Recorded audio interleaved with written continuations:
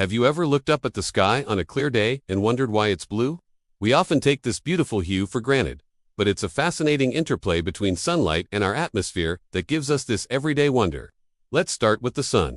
What we see as white sunlight is actually a combination of all the colors of the rainbow, each with its own wavelength. Red light has the longest wavelength, while blue and violet light have the shortest. When sunlight enters Earth's atmosphere, it collides with molecules of air, primarily nitrogen and oxygen.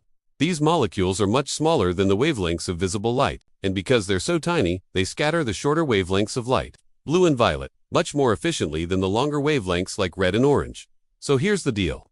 Blue light gets bounced around all over the place by these air molecules, and because it's scattered in all directions, it's what we see when we look up at the sky on a clear day. You might be thinking, well, violet light has an even shorter wavelength than blue, so shouldn't the sky be violet? Well, there are two factors at play here. First, our eyes are more sensitive to blue light than violet. And second, the sun emits slightly less violet light than blue. Also, some of the violet light gets absorbed by the upper atmosphere before reaching the lower atmosphere where most of the scattering occurs, so the blue dominates.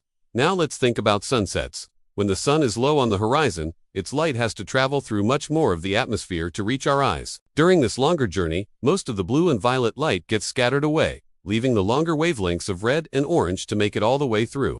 That's why we see those beautiful warm colors at dawn and dusk. So there you have it.